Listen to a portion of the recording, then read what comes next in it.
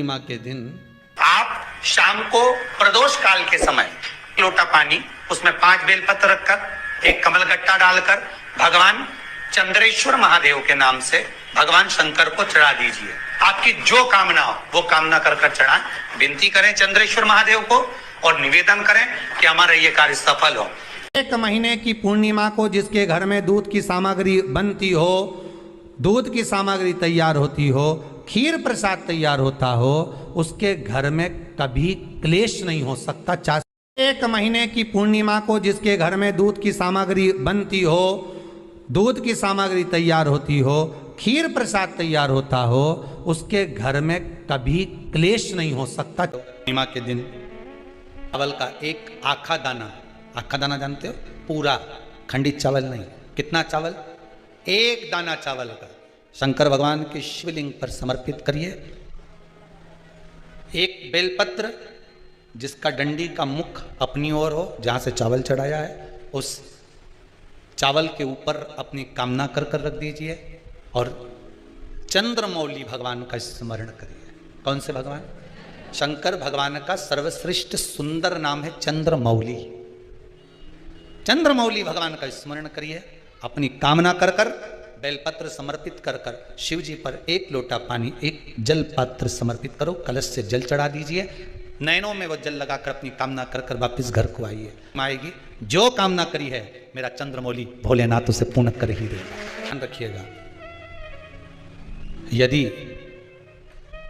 काया का रोग हो गया, मान लो शरीर कहीं से सफेद पड़ रहा है, कहीं से काला पड़ रहा है, शरीर में से खाल की फुकड़ी निकलना प्रारंभ हो गई हो, शरीर में काले काले चट्टे पड़ना चालू हो गए हों, या कोई विशेष रोग हो गया, कोई विशेष में रोग है, बीमारी है, काया बेकार हो रही है, तो सीधी सीधी बात शिव महापुराण की कथा कहती है, सुंदर आनंद में श्रवण कर आप अपने जीवन को, ये पूर्णिमा शिव महापुराण की कथा कहती आ रही है।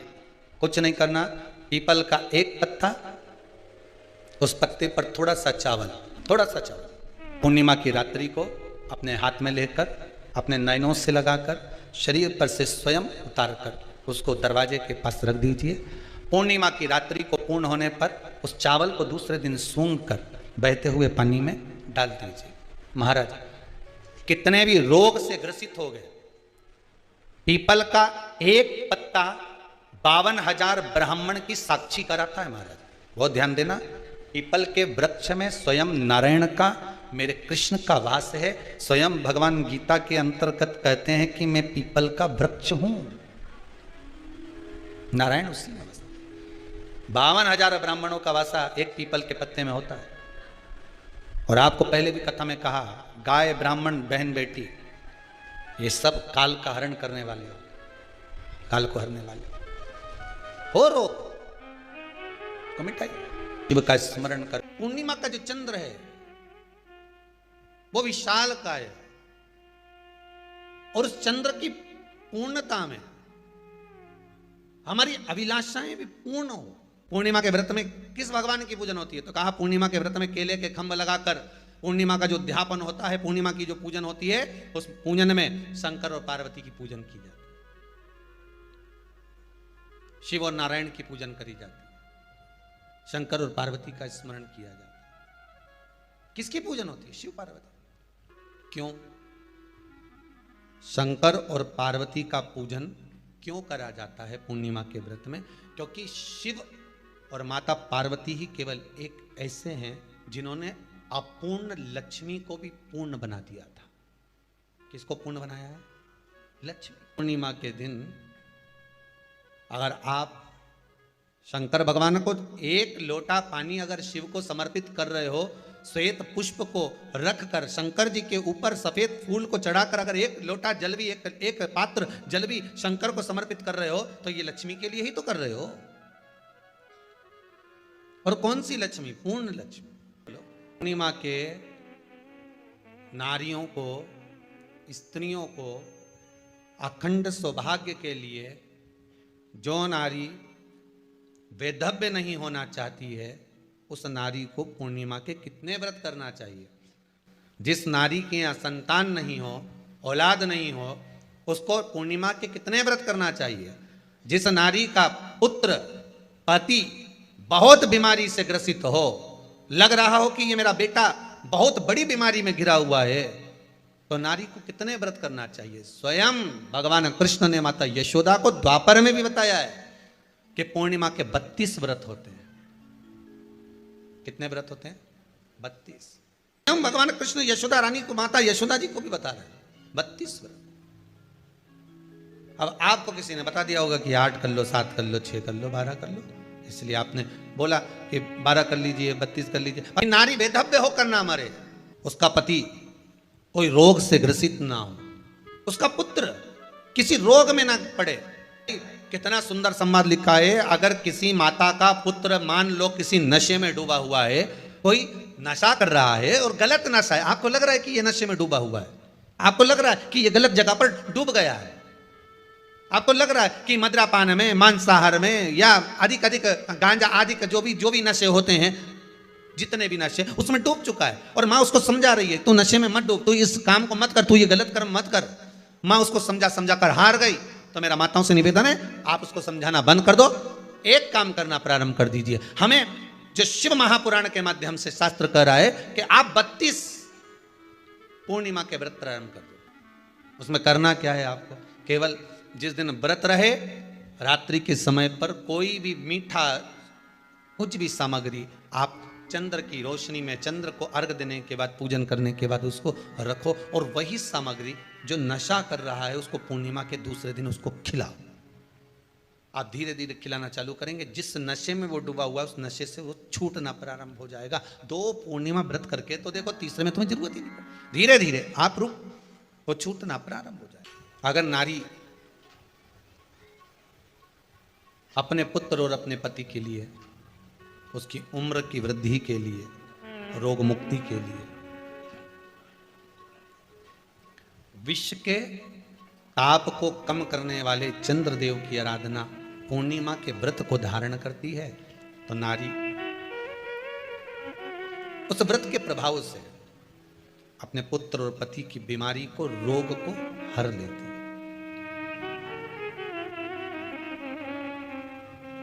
रोग का हरण कर लेती।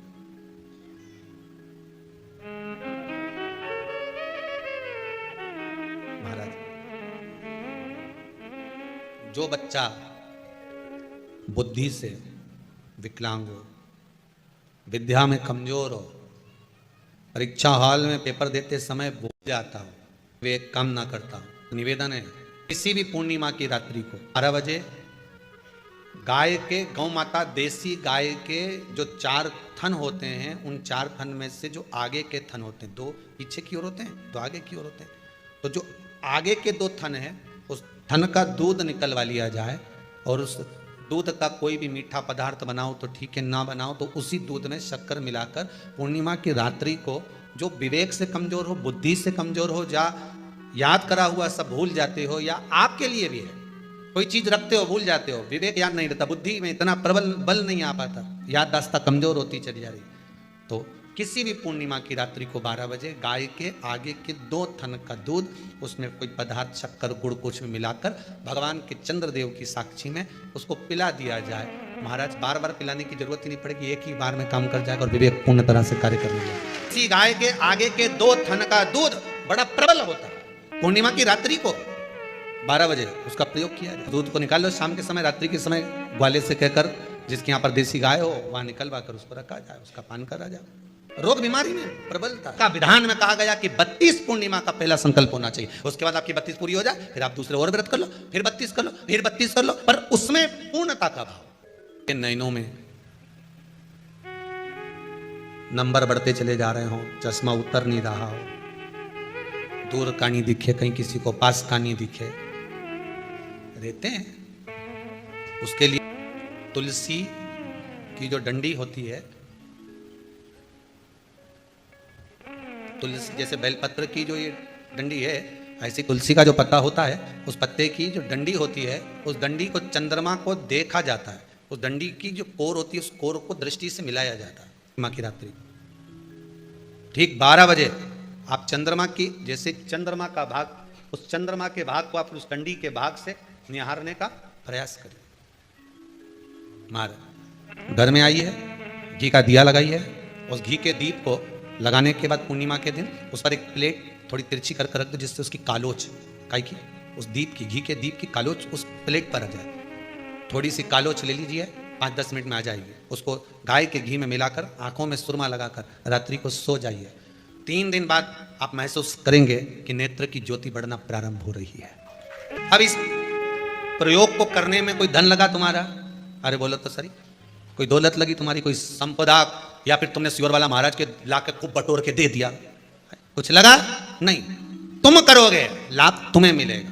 ये जितनी पूर्णिमा के व्रत हैं, जितने 12 महीने जो पूर्णिमा पड़ती है, पूनम पड़ती है, ये भले दुनिया के लोग कहते हैं कि ये भगवान राधा और कृष्ण से संबंध, हम और कृष्ण से संबंध रखते हैं, पर इनका यदि सही संबंध समझा जाए, इनके सही संबंध का यदि स्मरण करा जाए, इनके सही संबंधों का यदि वर्णन किया जाए, तो शिव और चंद्रमा के जो मिलन का केंद्र बिंदु है वही पूर्णिमा है। केवल एक पूर्णिमा वहीं तक नहीं रही कि भगवान कृष्ण और राधा जी ने रास किया, केवल वहीं तक उसकी सीमितता नहीं है। अध्यात्म महापुराण की कथा कहती है, महाराज पूर्णिमा का जो चंद्र है वो विशाल का है, और उस चंद्र की पूर्णता में हमारी अभिलाषाएं भी पूर्ण हो। आप आस्था चैनल के माध्यम से जितने लोग कथा सुन रहे हैं, फेसबुक यूट्यूब पर जितने कथा सुन रहे हैं, और कुबेरेश्वर धाम में जितने कथा सुन रहे हैं, आप में से कितने लोग हैं जो पूर्णिमा का व्रत करते हैं? जो माताएं करती हो जरा हाथ उठाइए।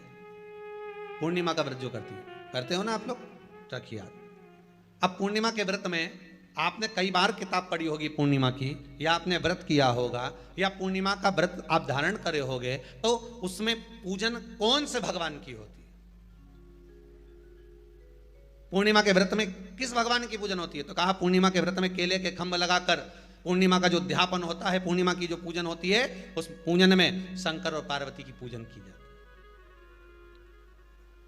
शिव और नारायण की पूजन करी जाती है, शंकर और पार्वती का स्मरण किया जाता है।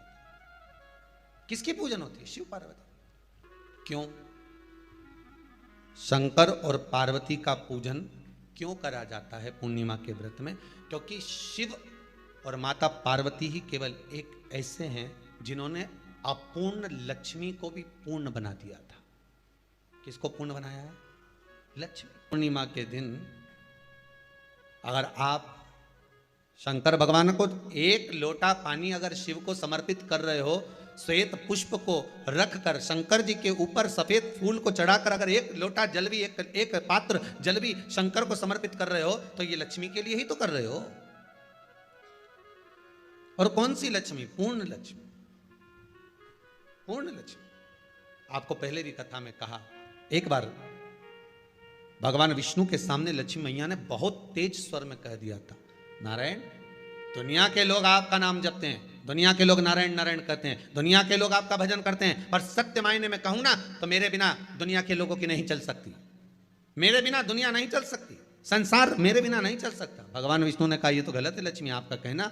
एक दिन लक्ष्मी को अहंकार आ गया, अहंकार के संबोधन जब माता लक्ष्मी करने लगी तो भगवान उसी समय पर भगवान विष्णु को क्रोध आ गया, और भगवान विष्णु ने कह दिया, लक्ष्मी तू इतनी बड़ी बड़ी बात कहती है कि तेरे बिना नहीं रह सकती संसार? मैं तुझे कहता हूं लक्ष्मी तू अपूर्ण है, तू अपूर्ण है, तू पूर्ण कब हो गई?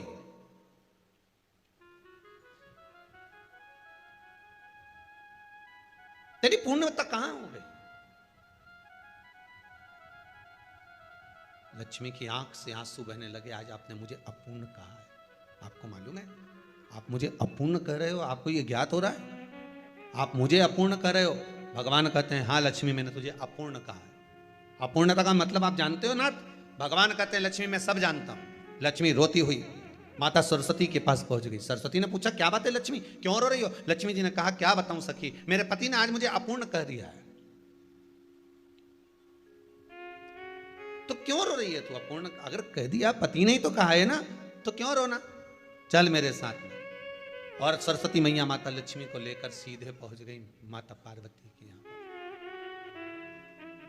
माता पार्वती के यहाँ जब पहुंची है, माता पार्वती जी ने लक्ष्मी जी को देखा और सरस्वती को देखा तो पूछा कि बात क्या है, क्या हो गया ऐसा? क्या हुआ क्या है ऐसा जो तुम दोनों आज मेरे पास में आई? क्या हुआ? पार्वती जी कुछ बोलती, शिव जी का ध्यान माता सरस्वती की ओर और लक्ष्मी की ओर गया और भगवान शंकर जान गए कि आज भगवान नारायण ने लक्ष्मी जी को अपूर्ण कहा है। अब देखें माता पार्वती क्या कर सकती है, इसको पूर्ण बनाने के लिए करेगी क्या? क्या हुआ? माता सरस्वती जी बोली लक्ष्मी को अपूर्ण कर दिया। अपूर्ण कर दिया? हाँ, तो क्या सोचना उसके लिए, इसको मैं अभी पूर्ण बना देती हूं। माता जगत जननी पार्वती ने गोदी में विराजमान गणेश जी को उठाया और उठाकर लक्ष्मी जी की गोद में दे दिया। ले लक्ष्मी, आज से तू पूर्ण हो गई। लक्ष्मी, आज से तू पूर्ण है।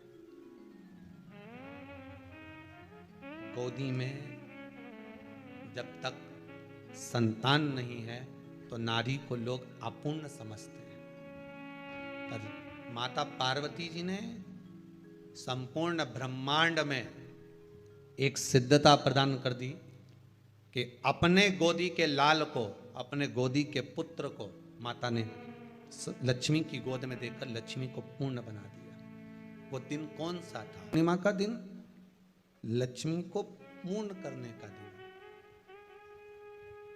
पूर्ण करने का। केवल अमृत ही नहीं बरसता, पूर्णिमा के दिन लक्ष्मी भी बरसती है। पूर्णिमा के कितने व्रत होते हैं? बोलते जाओ, जरा जल्दी जल्दी बोलो। पूर्णिमा के नारियों को, स्त्रियों को अखंड सौभाग्य के लिए, जो नारी वैधव्य नहीं होना चाहती है उस नारी को पूर्णिमा के कितने व्रत करना चाहिए? जिस नारी के यहाँ संतान नहीं हो, औलाद नहीं हो, उसको पूर्णिमा के कितने व्रत करना चाहिए? जिस नारी का पुत्र, पति बहुत बीमारी से ग्रसित हो, लग रहा हो कि ये मेरा बेटा बहुत बड़ी बीमारी में घिरा हुआ है, तो नारी को कितने व्रत करना चाहिए? स्वयं भगवान कृष्ण ने माता यशोदा को द्वापर में भी बताया है कि पूर्णिमा के 32 व्रत होते हैं। कितने व्रत होते हैं? 32। हम भगवान कृष्ण यशोदा रानी को, माता यशोदा जी को भी बता रहे हैं 32 व्रत। अब आपको किसी ने बता दिया होगा कि 8 कर लो, 7 कर लो, 6 कर लो, 12 कर लो, इसलिए आपने बोला कि 12 कर लीजिए, 32 कर लीजिए। अरे यहां तो द्वापर की कथा भी कहती है। यशोदा जी ने एक बार भगवान कृष्ण को रोक कर कह दिया, ए कन्हैया रुको। कन्हैया बोले, बोलो माँ क्या बात है?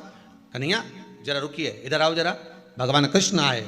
हाँ माँ बोलिए। जगह का प्रसंग है ये, जिस समय पर राधा रानी कुरुक्षेत्र में नंद बाबा और यशोदा जी को लेकर कुरुक्षेत्र के कुंड में, ब्रह्म सरोवर में स्नान कराने के लिए लेकर जाती है ग्रहण का समय पर। और जब भगवान कृष्ण उस कुरुक्षेत्र के उस सरोवर में स्नान करने आते हैं, तब यशोदा जी ने अपने लाला से प्रश्न किया है, पूछा है कि नारी वैधव्य होकर ना मरे, उसका पति कोई रोग से ग्रसित ना हो, उसका पुत्र किसी रोग में ना पड़े।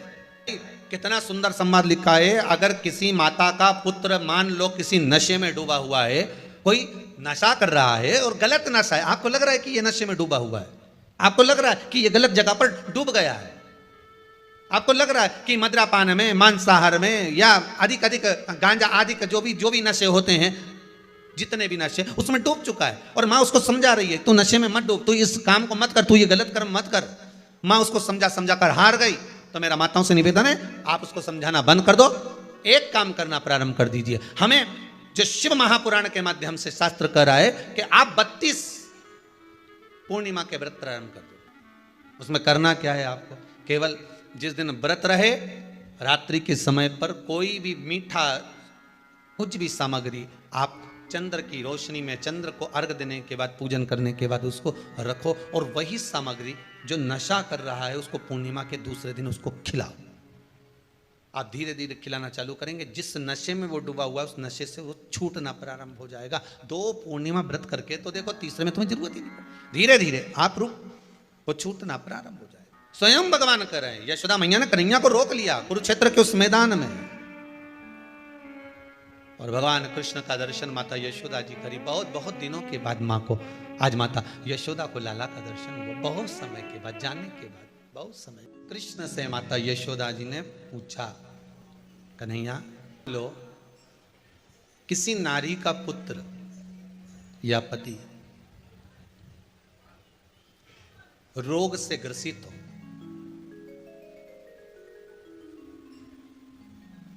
उसके पति की या पुत्र की आयु थोड़ी सी हो, तो हे कृष्ण, उस नारी को कौन सा व्रत धारण करना चाहिए या किसकी पूजन करना चाहिए? ये कुरुक्षेत्र की भूमि का संवाद है।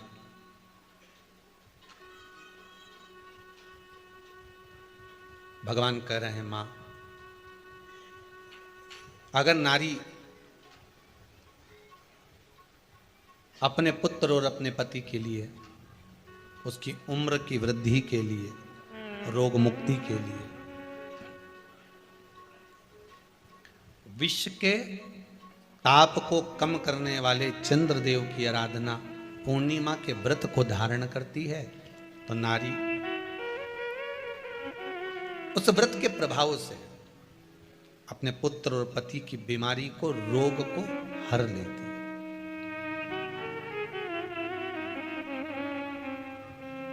रोग का हरण कर लेती।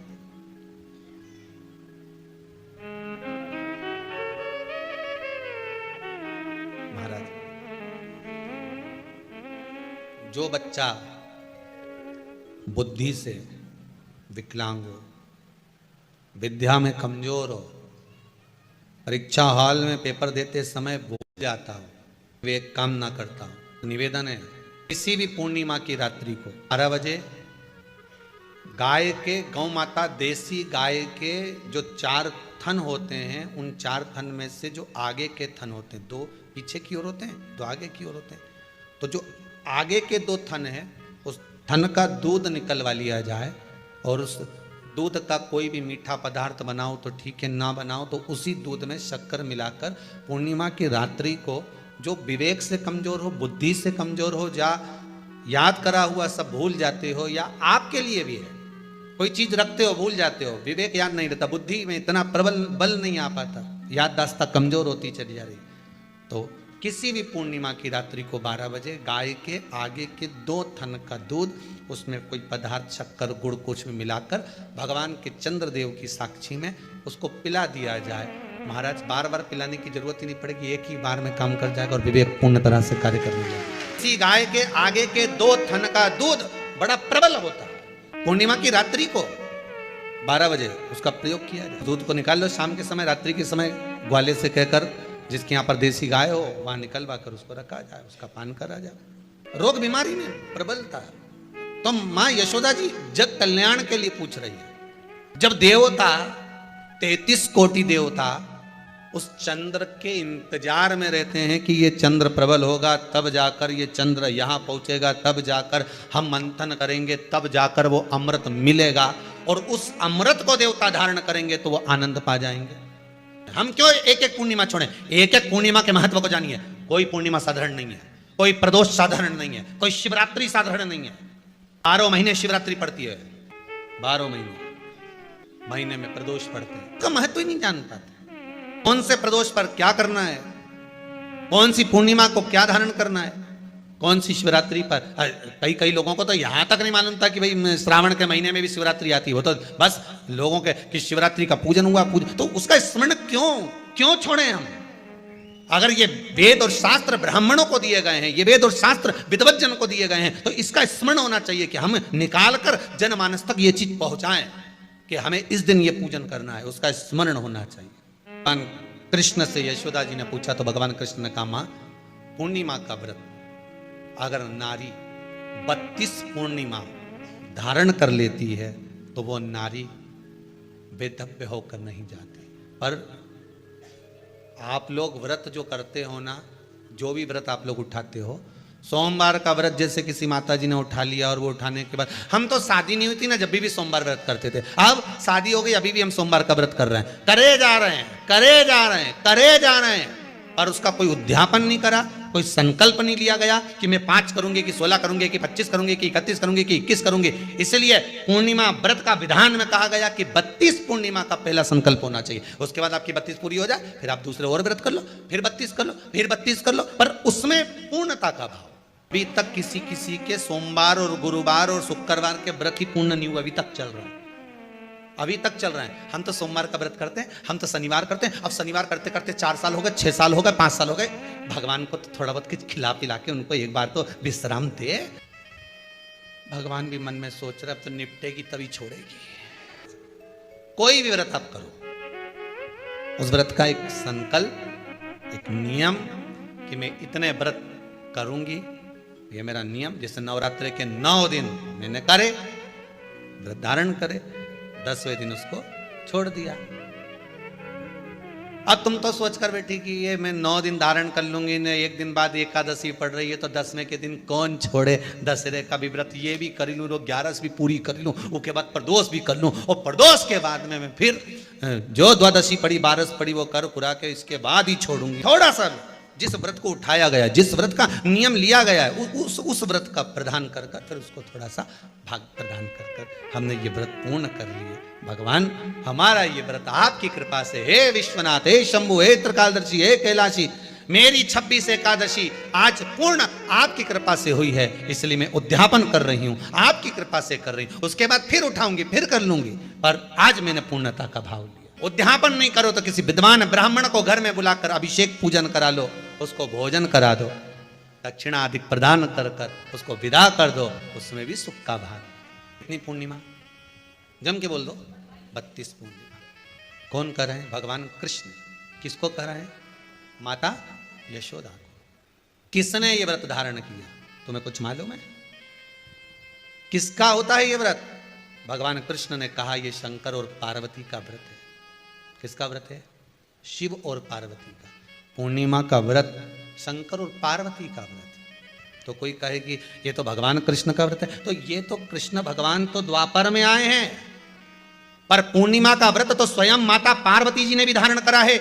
जिस समय पर कार्तिकेय महाराज को गंगा मैया प्रकट कर रही थी और तारकासुर का जब संहार करना था, तब माता पार्वती ने शंकर जी से पूछा था कि तारकासुर को मारने के लिए आपके पुत्र की जरूरत है, आपका पुत्र प्रकट कैसे होगा, क्योंकि आप तब साधना में लगे रहते हो। भगवान कहते हैं चिंता मत कर, तू एक काम कर, पूर्णिमा व्रत को धारण कर। मां पार्वती भी जिस व्रत को धारण करी है, तो कोई ये द्वापर का व्रत है क्या? यहां तो शास्त्र कह रहा है कि कोई भी अगर आप प्रसंग धारण कर रहे हो, कोई भी आप नियम धारण कर रहे हो, कोई भी आप व्रत धारण कर रहे हो, या आप किसी भी तरह का पुण्य भाग धारण कर रहे हो, तो उसमें जड़ की मूलता होना चाहिए। जड़ कहां?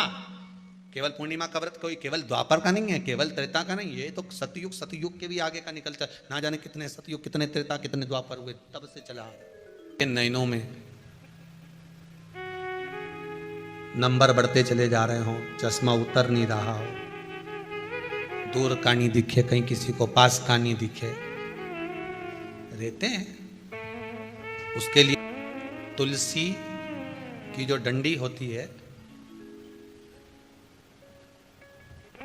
तुलसी जैसे बेलपत्र की जो ये डंडी है, ऐसे ही तुलसी का जो पत्ता होता है, उस पत्ते की जो डंडी होती है, उस डंडी को चंद्रमा को देखा जाता है। उस डंडी की जो कोर होती है, उस कोर को दृष्टि से मिलाया जाता है। माँ की रात्रि ठीक 12 बजे आप चंद्रमा की, जैसे चंद्रमा का भाग, उस चंद्रमा के भाग को आप उस डंडी के भाग से निहारने का प्रयास करें। मारा घर में आई है, घी का दिया लगाई है, उस घी के दीप को लगाने के बाद पूर्णिमा के दिन उस पर एक प्लेट थोड़ी तिरछी कर रख दो, जिससे उसकी कालोच, काई की, उस दीप की, घी के दीप की कालोच उस प्लेट पर आ जाए। थोड़ी सी कालोच ले लीजिए, 5-10 मिनट में आ जाएगी। उसको गाय के घी में मिलाकर आंखों में सुरमा लगाकर रात्रि को सो जाइए। 3 दिन बाद आप महसूस करेंगे कि नेत्र की ज्योति बढ़ना प्रारंभ हो रही है। अब इस प्रयोग को करने में कोई धन लगा तुम्हारा?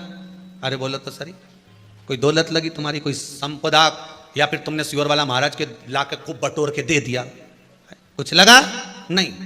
तुम करोगे, लाभ तुम्हें मिलेगा।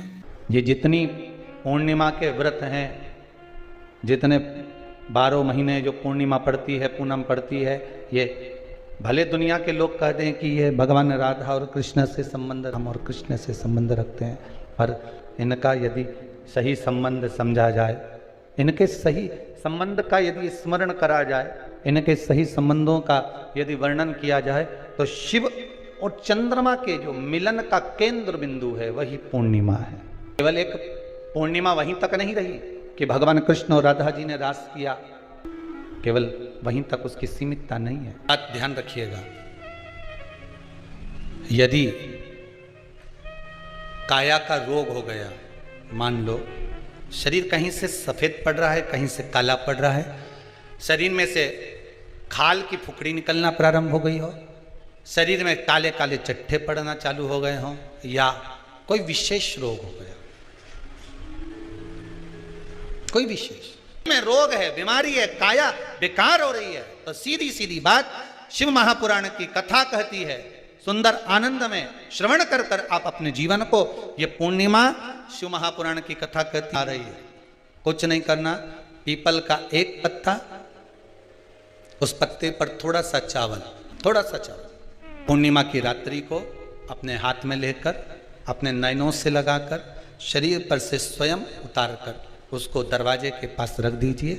पूर्णिमा की रात्रि को पूर्ण होने पर उस चावल को दूसरे दिन सूंघ कर बहते हुए पानी में डाल दीजिए। महाराज कितने भी रोग से ग्रसित हो गए, पीपल का एक पत्ता 52,000 ब्राह्मण की साक्षी कराता है। महाराज बहुत ध्यान देना, पीपल के वृक्ष में स्वयं नारायण का, मेरे कृष्ण का वास है। स्वयं भगवान गीता के अंतर्गत कहते हैं कि मैं पीपल का वृक्ष हूं, नारायण उसी में बसते। 52,000 ब्राह्मणों का वासा एक पीपल के पत्ते में होता है। और आपको पहले भी कथा में कहा, गाय, ब्राह्मण, बहन, बेटी, ये सब काल का हरण करने वाले हो, काल को हरने वाले हो। रोग को मिटाइए, शिव का स्मरण करो। पूर्णिमा के दिन चावल का एक आखा दाना, आखा दाना जानते हो, पूरा खंडित चावल नहीं, कितना चावल, एक दाना चावल का शंकर भगवान के शिवलिंग पर समर्पित करिए। एक बेलपत्र जिसका डंडी का मुख अपनी ओर हो, जहां से चावल चढ़ाया है, उस चावल के ऊपर अपनी कामना कर कर रख दीजिए और चंद्रमौली भगवान का स्मरण करिए। कौन से भगवान? शंकर भगवान का सर्वश्रेष्ठ सुंदर नाम है चंद्रमौली। चंद्रमौली भगवान का स्मरण करिए, अपनी कामना कर कर बेलपत्र समर्पित कर कर शिव जी पर एक लोटा पानी, एक जल पात्र समर्पित करो, कलश से जल चढ़ा दीजिए, नैनों में वो जल लगाकर अपनी कामना कर कर वापिस घर को आइए। आएगी जो कामना करी है मेरा चंद्रमौली भोलेनाथ उसे पूर्ण कर ही देगा। शिव उपासना के लिए जितनी 12 महीने में पूर्णिमा पड़ती है, एक एक पूर्णिमा का व्याख्यान वर्णन करेंगे। आज तो कथा का महत्तम दिवस है, पहला दिवस है, तो हम उसको महत्व समझें कि पूर्णिमा का महत्व क्या है, हम उसका महत्व समझें कि शंकर और चंद्र का रिश्ता क्या है, संबंध क्या है। भगवान ने जितनी पूर्णिमा बनाई है, जितने नक्षत्र बनाए, जितनी घड़ी बनाई, जितना पल बनाया, जितना समय बनाया, ये शंकर भगवान ने जो बनाया ये गलत नहीं बनाया, श्रेष्ठता के लिए बनाया, जग के उद्धार के लिए, संसार के उद्धार के लिए बनाया। अब उसका प्रयोग आप करें ना करें ये आपके ऊपर है, आप उसका प्रयोग कर रहे हैं ना कर रहे हैं आपके ऊपर, पर जो बनाया है मेरे भगवान। कि कुछ तिथियां भारत की भूमि पर ऐसी वर्णित है जिन तिथियों में भी गंगा का जल, हम शिव को अगर एक बूंद भी समर्पित कर रहे हैं, गंगा का जल मात्र एक आधी चम्मच भी, आचमन जितना भी अगर हम शिव को समर्पित कर रहे हैं तो उसका सुख आनंदित है। जैसे पंचमी तिथि, नवमी तिथि, दशमी तिथि, एकादशी, प्रदोष, पूर्णिमा, अमावस्या, ये तिथियां हम पशुपतिनाथ का व्रत करते हो, आप 16 सोमवार का व्रत करते हो, आप संकट सोमवार का व्रत करते हो, आप शिवरात्रि का व्रत करते हो, सोमवार की अष्टमी का व्रत करते हो। उन व्रतों में सारे व्रत करो, मना नहीं है, पर उस व्रत में अपना पूर्ण समर्पण परमात्मा के प्रति रखो। केवल खाना छोड़ा है, अन्न छोड़ा है, भोजन छोड़ा है, और दिन में सुबह से लेकर शाम तक 2-3 बार तुमने कुछ ना कुछ पाया है, वो व्रत हो सकता है आपकी दृष्टि में, पर हमारी दृष्टि में व्रत कौन सा है? शिव महापुराण की कथा कहती है कि सुबेरे आपका व्रत चालू हुआ, दूसरे दिन ब्रह्म मुहूर्त तक जो आपका व्रत आपने रखा है, भगवान का जो व्रत कर रहे हो, उस व्रत में एक बात अपने अंदर उतार कर रखो कि इस दिन मैं अपने मोबाइल का त्याग करती हूँ। पूरे दिन मैं मैसेज नहीं पढ़ूंगी, मैं देखूंगी नहीं, मैं अपशब्द नहीं कहूंगी, मैं जानूंगी नहीं। दूसरा, आज के दिन मेरा व्रत है। आज 1 महीने में, 15 दिन में, 2 दिन में, 20 दिन में मैंने अगर किसी से भी अपशब्द कहा होगा, आड़ा टेढ़ा कहा होगा, तो सबसे पहले आज व्रत वाले दिन मैं उसको सॉरी कहूंगी, क्षमा मांगूंगी और अपने हृदय से लगाने का प्रयास करूंगी। व्रत है। व्रत का तीसरा अंश, आज मेरा व्रत है, मैं आज के दिन किसी को भी अपशब्द नहीं बोलूंगी, किसी के लिए आड़ा टेढ़ा नहीं बोलूंगा। आज जितना बन सकेगा मैं सात्विक जीवन जीऊंगा। चौथा, आज मेरा व्रत है, आज के दिन मैं झूठ नहीं बोलूंगी, ना झूठ बोलूंगा सुबह से लेकर शाम तक। और पांचवा, आज व्रत वाला दिन है, जितना फलार मैं करूंगी उसका पैसा जोड़ूंगी कि 15 रुपए का मैंने साबुदाना खाया, 10 रुपए का बटाटा खाया, ये खाया वो खाया, सारा हिसाब लगाकर 55, 60, 70 रुपए जितने होते हैं उसमें से एक अंश निकालकर मैं उसका एक भाग किसी गौशाला में जाकर गाय को चारा जरूर दूंगी। आपका व्रत, आपकी साधना, आपका तप, आपका बल, आप कैसा कर रहे हैं? केवल भूखे रहने पर भगवत पद की प्राप्ति नहीं होती। शिव महापुराण की कथा कहती है कि भूखे रहने से भगवान की प्राप्ति नहीं होती। शिव पुराण की कथा कहती है भगवान को पाने की भूख बढ़ाने से भगवान की प्राप्ति होती है। भीतर से परमात्मा को पाने की भूख बढ़ाइए, भगवान को पाने की भूख बढ़ाओ भीतर से।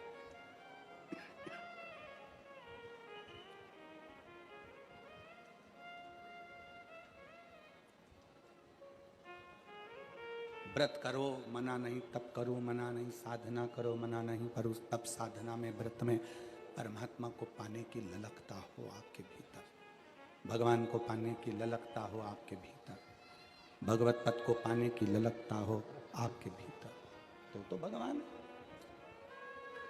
महापुराण की कथा एक बड़ी सुंदर बात कहती है, व्रत आप करते हो, उपास आप करते हो, नियम आप लेते हो, पूरा किसको करना पड़ता है? तुम्हें नहीं। व्रत आप करते हो, उपास आप करते हो, नियम आप लेते हो और पूरा देवाधिदेव करते हैं, भगवान शंकर करते हैं। बस इतना जरूर याद रखें कि जैसे कुछ प्राप्त हो भी गया तो शिव को धन्यवाद देकर शंकर के दरवाजे पर जाते रहना, यह हमारा कर्तव्य है।